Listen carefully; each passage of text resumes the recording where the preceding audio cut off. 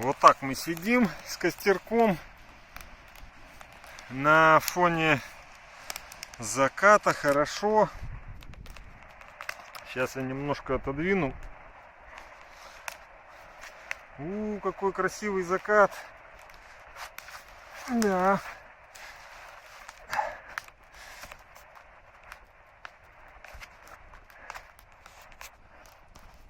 Чтобы огонь попадал немножко в закат, или не получится. Ну, как-то вот так, короче.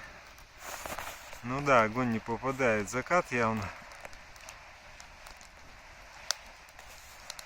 Вот такой вот закат. Когда я поближе подвину обратно. Потому что здесь явно теплее с огоньком-то. Вот. Прекрасный закат. Я здесь далеко отбежал, скажем так. Нашел укромное местечко такое, более-менее защищенное от ветра. Справа, с севера вот ветер дует.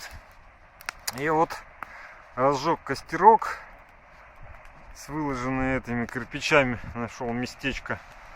И присел. Ворона летит.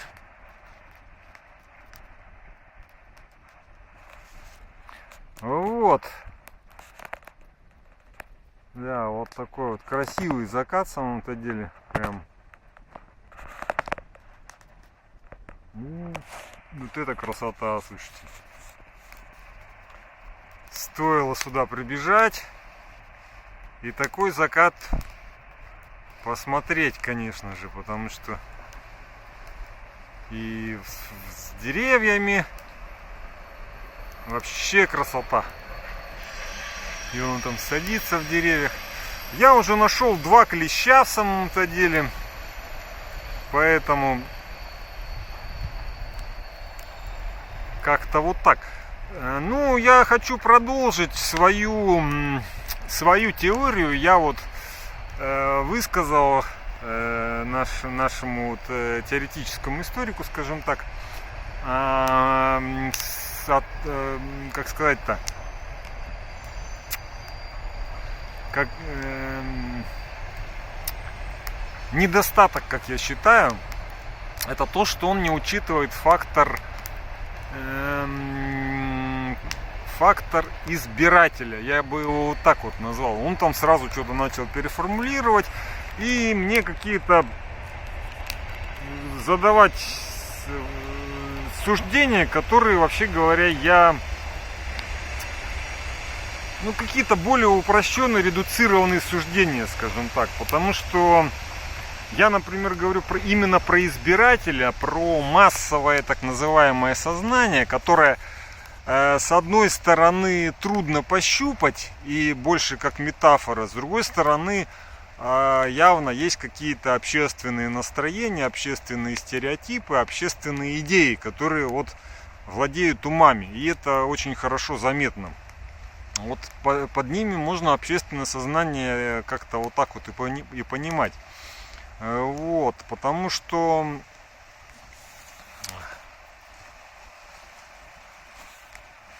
я сейчас примеры не буду приводить. По-хорошему, конечно, стоило бы примеры приводить. Ну, вот, например, считается, вот хороший пример, кстати.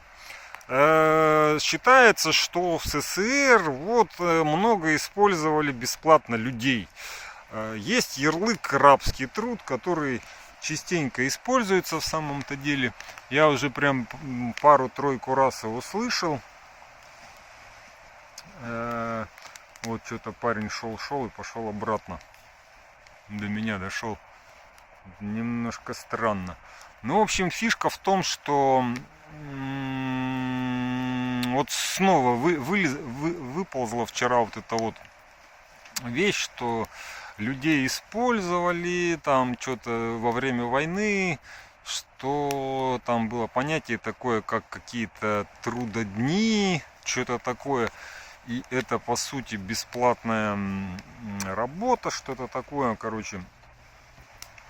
Вот, ну, я как бы прям это возразил сразу возбудился в этом смысле, как-то вот опять увидел вот этот вот либеральный так называемые уши, либеральные уши, то есть которые в 90-е годы нам очень много объясняли, какая у нас плохая история, какая у нас плохой Ленин, какой ужасный Сталин.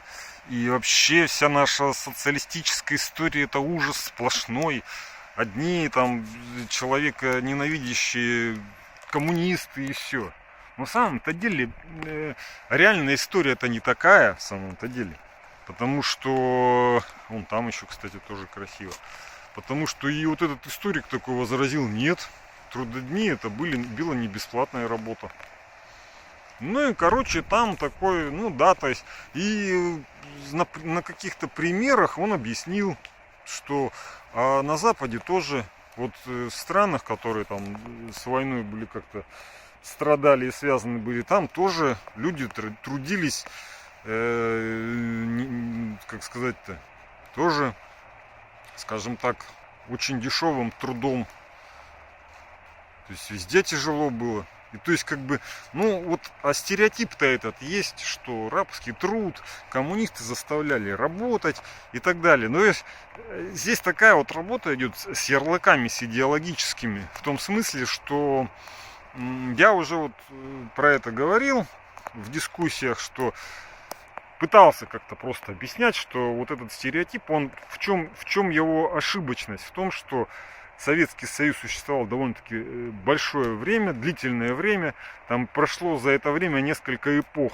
От начала создания государства, через гражданскую войну, потом индустриализация, и потом война, послевоенное восстановление, потом, там, не знаю, 50-е, 60-е годы, 70-е, 80-е годы застоя, те самые благополучные, скажем так, спокойные. То есть и там в разное время там были различные эффекты. Ну, были когда-то, да, вот там на заре, когда коллективизация была, там, ну да, было вот это вот как бы... Были весьма негативные эффекты, потому что вот мне, допустим, мама тоже рассказывала, что там, допустим, у дедушки были братья, которые не хотели вступать в колхоз. И их сослали. Ну и потом еще и к дедушке пришли. Вот. Что-то там такое, короче. И такое, ну, как бы, ну да, то есть там явно была какая-то жесть, борьба за власть. И как бы, ну, по сути, начиная с пропаганды и заканчивая до насильственного формирования вот этих вот колхозов. Ну, то есть там давали, опять же, задание вот всех согнать в колхоз, так или иначе. И там шла пропагандистская работа. Но там же, о, кстати, вот это же, это кто полетел? Это цапля? Вот это вот. Это же вот это вот птичка. Это не коршун. Летит по-другому совсем. И крылья большие такие. Как сказать. Ух ты, вот это закат, слушайте. Так что вот эти стереотипы, и вот он объяснил хорошо, что в самом-то деле это такой вот стереотип по сути, что был рабский труд, что там заставляли работать. Там, я опять же говорю, в определенные этапы вот формирования той же страны, когда была коллективизация, там была, конечно, жесть. Когда там действительно использовалось вплоть до насилия какого-то. Там в отдельных, скажем так, я думаю, не всегда это, конечно, было, но я говорю, вот достаточно много было примеров, когда, да, вот насильно загоняли людей в колхоз, вот история вот моей мамы же, но надо понимать, что это было не всегда так. Не всегда вот такие были жесткие времена. Вот жесткие времена, да, во время войны, вот я с чем абсолютно согласен с теоретическим историком, что у нас общество, я на это уже внимание обращал, общество очень сильно разделено, расслоено. Есть часть такая общество патриотическое, она внутренне патриотическое, понимаете, там не надо вот патриотизмом патриотизм им навевать. Они уже патриоты по своей сути, они поддерживают СВО, там что-то шьют, там что-то помогают, там волонтерят, еще что-то там стараются, вот, живут этим, кто-то там собирается на СВО. Ну, то есть, я видел просто таких людей. А есть люди, которые живут совсем по-другому, другой жизнью. Вот там, поехать, провести зиму где-нибудь там вот в теплой Азии, там посетить 4 страны, вот объяснял товарищ. Ну, как бы комфортно, хорошо, приятно, да, ему очень вообще хорошо. А в то же самое время, допустим, да, волонтеры собирают деньги на всякие мавики, буханки и ночные прицелы с тепловизорами. И в это время там куча народу умирает просто вот в этих штурмовые так называемые атаки. То есть я вот опять же вчера вот разговор шел про штурмовые отряды в советской армии. То есть там товарищ специалист именно по военному направлению и как раз по вооружению и так далее. То есть он говорил, что в советское время были такие штурмовые отряды. Но они отличаются от отрядов штурмовых войск, которые вот сейчас их как бы вот забрасывают в виде какой-то разведки, в виде прощупывания фронта, в виде пробивания чего-то там. А раньше это были специально подготовленные вот эти вот группы, которые там, честно говоря, я вот сейчас на скидку даже это все как бы я пересмотрю, это запись есть. То есть это были какие-то спецотряды спецов, которые там какими-то штурмами занимались. Ну вот как это, опять же, я могу сослаться на специалиста. То есть он сказал, что разница все-таки есть между штурмами современными, которые вот как довольно часто такие довольно-таки мясные штурмы получаются. Ну вот. Ну а сейчас вот то, что я смотрю на передовой, я вот просто тоже пытаюсь объективно на это все посмотреть. Ну там действительно вот рассказывают, что пускают колонну, допустим, колонна идет, ее там расстреливают, а она там где-то закрепляется в посадках. Ну потери же очевидно там будут, допустим, или какая-то группа едет там. Там вот тоже блогер один вот этот рассказывал, что вот в одном месте поехали там на всяких мотоциклах там каких-то ну, что-то еще большой группой и, короче, ничего и не сделали, не пробились, загасили. А в другом месте, наоборот, там на сколько, на 3, 4 или 5 километров все это быстро продвинулись. Ну, то есть, здесь вот такая вот используется какая-то интересная тактика, когда просто пробивают и пробивают, пытаются, в каких-то местах пробили, в каких-то нет. Так проблема в том, что потери-то явно идут у вот этих штурмовых войск называемых. У меня вот у самого друг детства погиб как раз, когда он пошел на фронт, в штурмы так называемые, и в первом же бою сразу погиб. Вот, пожалуйста, вот, скажем так, без теорий и каких-то там информаций, вот реальная история, которую я вижу, поэтому вот концепция вот этих штурмовиков, так называемых, ее как-то надо все-таки посмотреть.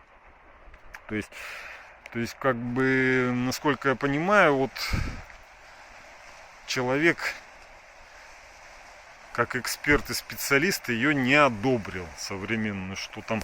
Не, ну я-то вот как бы вот, опять же со своей стороны на все это смотрю и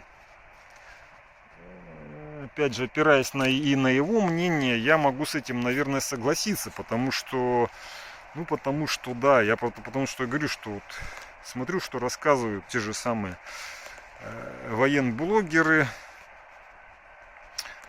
То есть у меня и до этого были какие-то вопросы вот к этим штурмовикам. То есть новый род войск, ну, то, что штурмовал Вагнер, скажем так, ну, там были, по сути, да, там особые были у Вагнера подразделения. Такое ощущение, что вот начали копировать, взяли вот этих вот штурмовиков именно у вагнеровцев. То есть и начали их как-то вот использовать. Они себя проявили довольно-таки хорошо как раз у вагнеровцев. Они там брали вот эти вот дома, взрывали стены и так далее, проламывали. И теперь вот как бы как-то это пошло у нас в армию. Ну, опять же, я не нахожусь на СВО, я могу только это как-то пытаться продумать вот с этой стороны, там, получив с различных сторон информацию. Но, честно говоря, я вот все-таки считаю, что штурмы это какая-то, не знаю, я не совсем поддерживаю эту тактику. Я понимаю, что то есть основная тактика это все-таки сбережение личного состава, какие-то подготовленные атаки. То есть если где-то атака вдруг вот так вот, ну как вот так вот можно тоже с личным составом штурмовать, когда в одном месте пробили, а в другом нет, захлебнулось и потеряли людей. Ну, как-то с точки зрения современного мира это выглядит немножко странно. То есть как бы что там, не хватило снарядов, чего не хватило, дронов не хватило или что, так давайте тогда, не знаю, что-то сделаем в стране, чтобы хватало. Или как? Или будем так же, вот кто-то будет праздновать, и там жить припеваючи, ездить по курортам, а кто-то будет умирать вот так вот в штурмовых боях. Ну, то есть, я вот пытаюсь рассмотреть, опять же, вот чисто объективно, не со стороны там критики чего-то там, а вот чисто объективно. Давайте вот смотреть. То есть, как бы,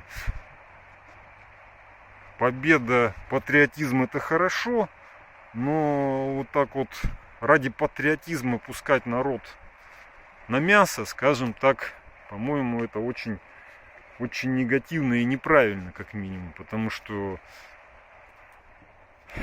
ну, не знаю, я мысль свою выразил, потому что, ну да, и то есть вот тот человек, который все это рассказывал, он объяснял, что все было не так плохо в те времена, как это все рисуется в самом-то деле, как это рисовалось последние годы и так далее, поэтому как-то это, то есть с одной стороны, как я вижу, он довольно-таки критически настроен к современной, скажем так, ситуации, которая происходит. А с другой стороны, то есть вот как раз то, что было тогда, он частенько про это как-то, как сказать-то, как раз положительно относится к эффектам, которые там происходили. В частности, во время Второй мировой войны. Я еще вот немножко скажу про выводы, которые он сказал в конце. Это вот такая важная в самом-то деле вещь. Говорили 2 часа, и вот в итоге он подвел итог.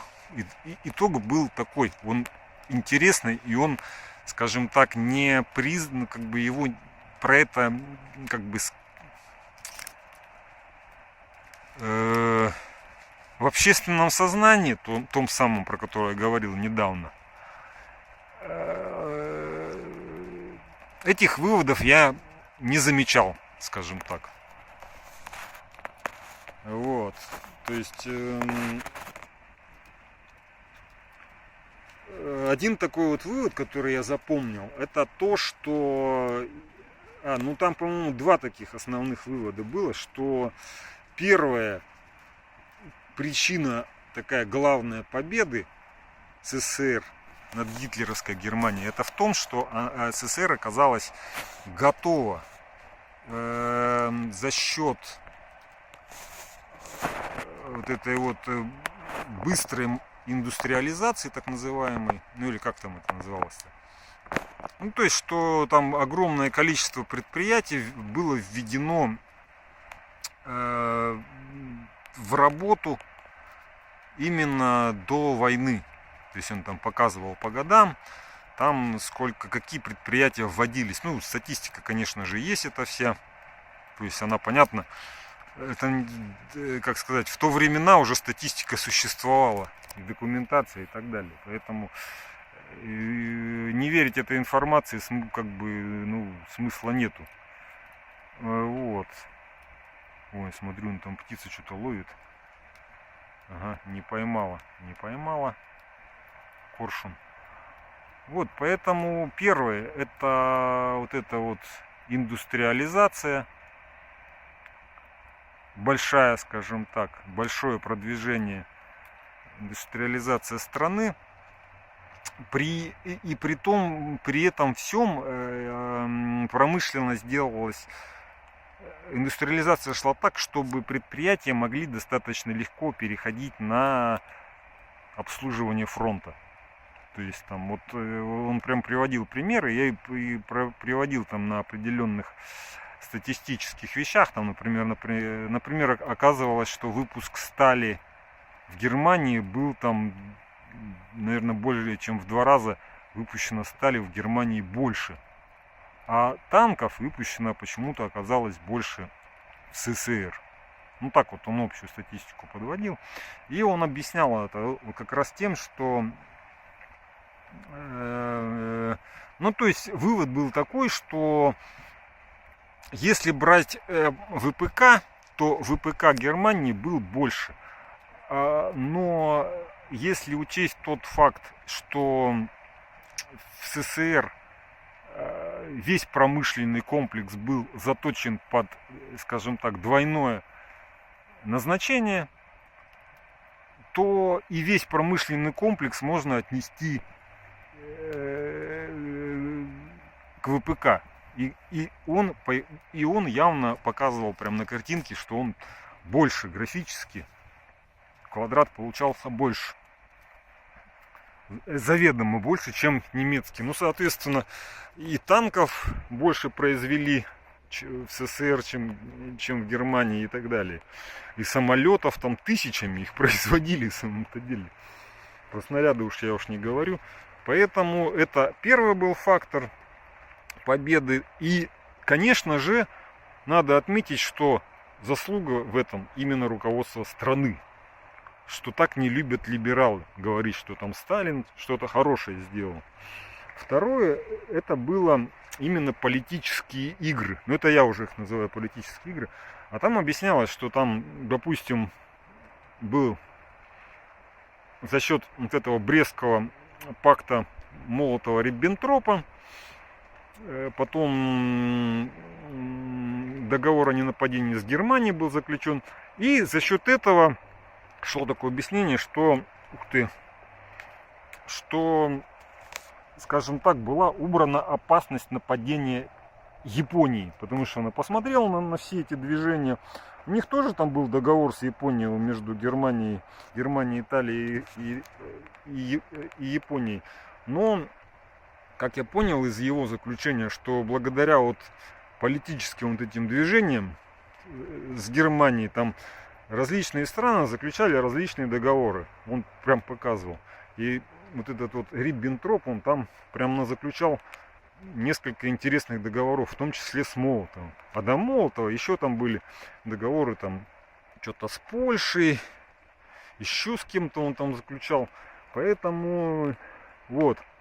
То есть вот это вот, то есть объяснение историка было такое, что если бы Япония напала на СССР с востока, а Германия с запада, то СССР мог и проиграть вот в этой ситуации. Потому что, ну, понятно, что надо же было еще на восток, скажем так, на востоке большое количество войск использовать. И уже там не хватило бы войск остановить Москву явно. Поэтому, опять же, все эти политические игры вело руководство страны, которое тоже возглавлялось Сталиным. А вот слово Сталин, по-моему, это как тряпка красная для либералов, которые вот в очернительстве своей истории, в истории своей страны, ну, как бы уверены и, как бы, как сказать-то, не готовы менять свое мнение совсем. Вот такая вот либеральная, так сказать, повестка, либеральное влияние на наше общественное сознание. Оно долговременное, на самом-то деле. Так что Вот. Ну, изучайте историю. Я надеюсь, я что-то интересное рассказал здесь, в закутке в этом. Стою здесь. Греюсь у костерка. Хорошо как стало здесь. Здесь вообще тепло и хорошо. А снаружи там ветер и холодно. Ладно, сейчас побегу. Сейчас побегу.